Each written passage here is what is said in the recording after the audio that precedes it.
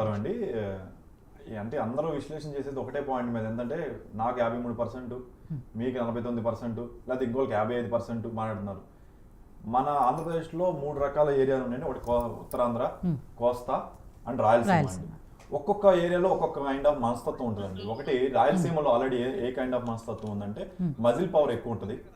అక్కడ మీకు ఎప్పుడైనా సరే మజిల్ పవర్, డబ్బు పవర్ చాలా ఎక్కువ జరుగుతూ ఉంటుంది మేడం. అక్కడ కులం కూడా కొంచెం ప్లేస్ అవుతుంది.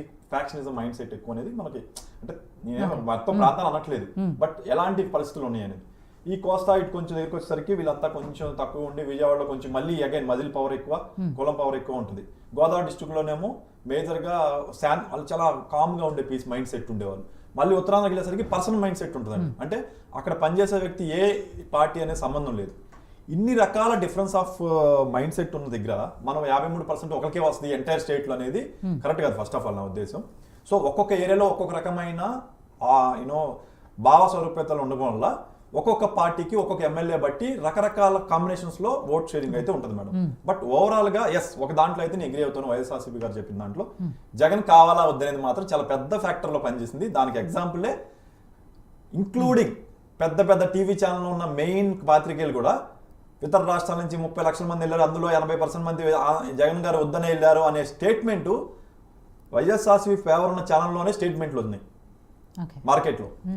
అంటే ఈ 30 లక్షల్లో 80% అంటే 24 lakhs స్ట్రైట్ అవే పీపుల్, ఒరే బాబు ఇది వస్తే మళ్ళీ మన రాష్ట్రం రావణ కాష్టం అయిద్దిరా ఆయన అనే మైండ్ సెట్లో ఆంధ్ర వెళ్ళి ఓటేసిన ప్రజలండి. వాళ్ళు ఒక్కలే వెళ్ళలేదు, వాళ్ళతో పాటు వాళ్ళ కుటుంబం మొత్తం ఇన్ఫ్లుయెన్స్ చేస్తారు, పక్కన కుటుంబాలను ఇన్ఫ్లుయెన్స్ చేస్తారు. అదో రకంగా ఈ రకంగా ఆలోచిస్తే ఒక్కొక్క రకమైన భావస్వరూపేతాల్లో ఎవరికి కూడా చెప్పలేని పొజిషన్ వచ్చేసాం మనం. అంటే ప్రతి ఛానల్లో కూడా ఎవరికి వాళ్ళు, అంటే వైఎస్ఆర్సీపీ వాళ్ళు ఏమో ఫుల్ లెవెల్ ఆఫ్ కాన్ఫిడెన్స్ 150+ అను, అలాగే టీడీపీ వాళ్ళు కూడా ఫుల్ లెవెల్ ఆఫ్ కాన్ఫిడెన్స్ అన్నారు. కానీ డెఫినెట్లీ మెజారిటీ స్థానాల్లో టైట్ ఫైట్, గెలుపుకి డిఫరెన్స్ ఈజ్ బిట్వీన్ 1 to 3% అనేది మాత్రం నేను నమ్ముతున్నాను మేడం. మెజారిటీ స్థానాల్లో వెరీ ఫ్యూ ప్లేసెస్. గోదావరి లాంటి డిస్ట్రిక్ట్లో ఏమైపోయిందంటే మధ్యాహ్నం 2 దగ్గర నుంచి ఒక సెక్షన్ ఆఫ్ ఓటర్స్ ఫోన్కి వచ్చినట్టు ఓటేశారు. అది మాత్రం క్లియర్గా ఎన్డీఏకి అండ్ కూటమికి వెళ్ళబోతుంది. సేమ్ క్యాపిటల్ ఇష్యూ అమరావతి ఇష్యూలో కృష్ణా గుంటూరు కూటమికే అది ప్లస్ అవుతుందని ఎందుకంటే అక్కడ నేను బూత్ లెవెల్లోకి వెళ్ళాను మేడం. మధ్యాహ్నం 2 దగ్గర నుంచి వాళ్ళతో ఒక్కొక్కరితో అంటే ఒక కామన్ ఆడియన్స్ లాగా వెళ్ళి అడగడం కానీ ఏంటి అని మాట్లాడినప్పుడు అక్కడ వచ్చిన ఆ ఎమోషన్ కానీ నాకు అపోజిషన్ పార్టీ నుంచి, అంటే నేను ఇప్పుడు జనసేన, నాకు అపోజిషన్ అంటే వైఎస్ఆర్సీపీ పార్టీలో ఉన్న ప్రముఖులే ఇదేంటిది ఇట్లా చేసేస్తున్నారు, ఇంత ఏదో ఒక పూనకు వచ్చినట్టు ఒక జాతరలాగా వచ్చి ఎందుకు మనకి ఎగ్నెస్ట్ అవుతుంది అనే మైండ్ సెట్లోకి వాళ్ళెత్తోనే నేను మాట్లాడిన సందర్భాలు ఉన్నాయి. అప్పుడు ఈ అన్ని బేరీ చేసుకుంటే దాంట్లో ఎర్రర్ పర్సెంటేజ్ అన్ని చేసుకుంటే కూడా మెజారిటీ పర్సెంటేజ్ గోస్ టు కూటమి గోదావరి డిస్టిక్లో. కృష్ణా గుంటూరులో కూడా మెజారిటీ గోస్ టు ఈ 4 డిస్టిక్లో క్లియర్ మెజారిటీ ఉంది మేడం. వైజాగ్ నుంచి కూడా పాజిటివ్ ఉంది. ఇన్ని చూస్తున్నప్పుడు 5 డిస్టిక్లు, నెల్లూరు కూడా 50-50, మిగతా అన్నింటిలోనూ 60-40, 40-60 అనే రేంజ్లో రిజల్ట్స్ వస్తాయి అనేది విశ్లేషణ మేడం. ఈ ఓవరాల్గా చూస్తే నా అనాలిసిస్ ప్రకారం ఇట్ షుడ్ బి 105 to 115 కూటమికి మినిమం మేడం. అంటే ఎర్రర్ అన్ని తీసుకుందాం, వాళ్ళు వీళ్ళు ఏదైనా చేసుకుందాం. అండ్ ఇందాక సార్ చెప్పినట్టు ఏదైతే పోల్ మేనేజ్మెంట్ కూడా ఫెయిల్ అయిన ప్లేసెస్ అన్ని కూడా ఎర్రర్ చేసుకుందాం. లేకపోతే లబ్ధిదారులు ఓటింగ్ మొత్తం జరిగిన ఓటింగ్లో లబ్ధిదారులు 59 లక్షలు ఉన్నారు. మహిళలు మొత్తం ఓటేసిన వాళ్ళు 1,68 లక్షల్లో, జగన్ గారి ప్రభుత్వంలో లబ్ధి పొందిన వాళ్ళు 59 లక్షలు. ఇంకా అసలు ఏ లబ్ధి లేని మహిళలు 1,09,00,000 ఉన్నారు. వీళ్ళు అటు ఇటు చేస్తారు, యాజ్ వెల్ యాజ్ 59 lakhs కూడా అటు ఇటు చేస్తారు లబ్ధి పొందినా కూడా. ఎందుకంటే వాళ్ళు ఖర్చులతో కూడా చూసుకుంటారు కదా, నాకు వచ్చిందని కాకుండా. ఇవన్నీ బెరేజ్ చేసుకుంటే ఎక్కువ శాతం జగన్ గారికి లోకల్ లీడర్ కంటే కూడా జగన్ గారు రావద్దని కోరుకున్న వాళ్ళే ఎక్కువ ఉన్నారు. ఈ యొక్క విషయాల పరంగా ఇది ఇంత నెంబర్ ఆఫ్ సీట్స్ రావచ్చు ఎన్డీఏ కూటమికి అనేది మా విశ్లేషణ మేడం. దీని ప్రకారం టీడీపీ గారు మాట్లాడింది లేదా సార్ మాట్లాడింది ఒకసారి 2-3 పాయింట్లు మాట్లాడదాం అనిపిస్తుంది. ఏంటంటే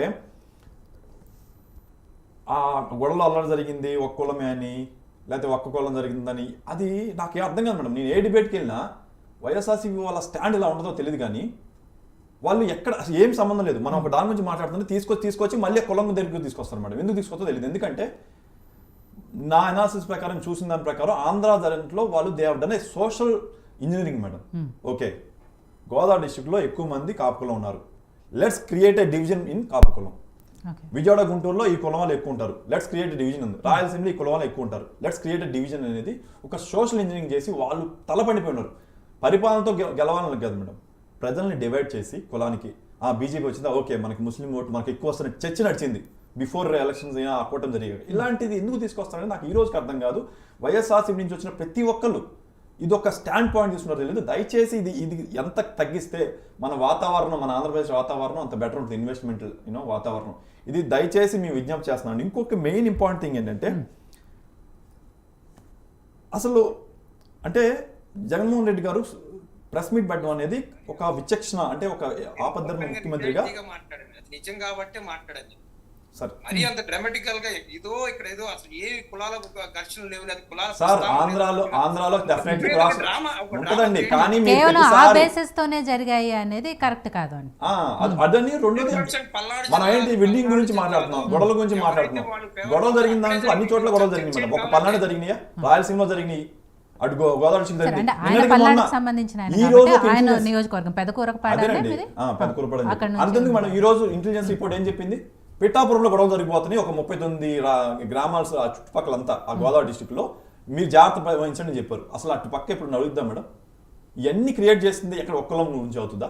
సో అది ఒక్క కులానికి ఆపాదించాలని కావాలని డిస్కషన్ తీసుకొస్తారు మేడం. ఎందుకు తీసుకొస్తారంటే కావాలని ప్లేస్ చేస్తారు, ఎందుకంటే వాళ్ళు దాని మీద రిలై అయ్యారు, పరిపాలన మీద కాదు, బెటర్ పరిపాలన చేసి కాదు.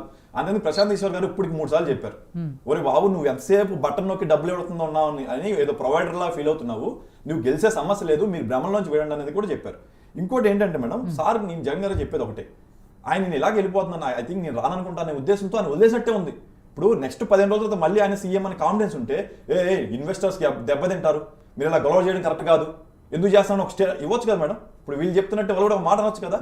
అవేమి లేకుండా ఇంక మనకేం సంబంధం, మనం ఎలా ఓడిపోతున్నట్టు అని చెప్పి ఒక చిన్న కాన్ఫిడెన్స్ వాళ్ళకి కొంచెం కాన్ఫిడెన్స్ ఇచ్చి ఏం పర్లేదు మనం గెలుస్తున్నాం అని చెప్పి వెళ్ళిపోయి నాకు అనవసరం, రాష్ట్రంలో ఏం జరుగుతుంది నాకు అనవసరం అనే మైండ్ సెట్లో ఉన్నారనేది నా ఒపీనియన్ మేడం. ఇంకోటి ఇంకొక 2 పాయింట్ మేడం, పల్నాడు కానీ రాయలసీమ అరెస్ట్ అయింది ఎవరు, గొడవలు పెట్టారు ఓకే, అరెస్ట్ అయింది ఎవరు, వాళ్ళ పేర్లు చూడండి.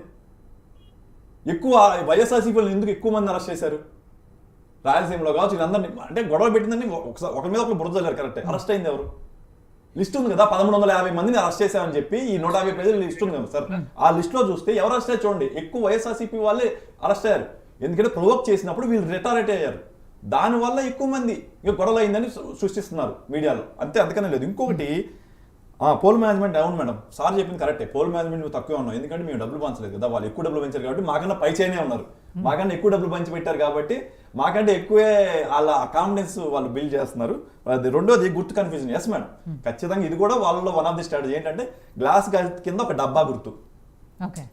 మిగతా పార్టీల చోట ఏం చేశారు, గ్లాస్ గుర్తుంది అనుకోండి, కింద ఇంకొక పవన్ కళ్యాణ్, కొన్నిదల పవన్ కళ్యాణ్ పక్కన ఇంకా ఏదో పేరు రాసి కొరటాల పవన్ కళ్యాణ్ అలా వచ్చేటట్టు రాసి దానికి మళ్ళీ బకెట్ గుర్తు ఇచ్చారు.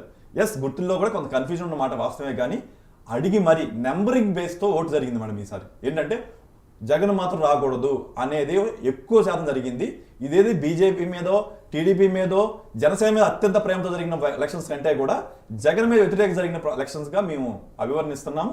దానివల్లే కూటమికి అడ్వాంటేజ్ ఎక్కువ ఉంది. అలాగే మా వాళ్ళు ఇంతకుముందు 2014 నుంచి 2019లో జనసేన టీడీపీ కలిసి వెళ్ళినప్పుడు ఎలాంటి అభివృద్ధి చూపించాము, బాబు మేము వస్తే మేము ఇస్తాం వెల్ఫేర్, ఏది ఆపం, కానీ అట్ ద సేమ్ టైం అభివృద్ధి క్రియేట్ చేస్తాము, బెటర్ కంపెనీస్ తీసుకొస్తాము, కియా లాంటి కంపెనీస్ 10 తీసుకొస్తాము, మేము నాశనం చేయమనే ఉద్దేశంతో ఉన్నారు. కాబట్టి అందరికి అర్థమైపోయిందంటే they want better performance, better administration government. కాబట్టి టీడీపీ జనసేన అండ్ బీజేపీ కూటమి రాబోతుంది మేడం, అది మా విశ్లేషణ. సో కోటేశ్వరరావు గారు, సరే రాజకీయ నాయకులు వాళ్ళ పార్టీలో అధికారంలోకి వస్తాయని చెప్పడం కామన్, ఇక్కడ కూడా మండీబెట్లో కూడా 3 పార్టీలకు సంబంధించి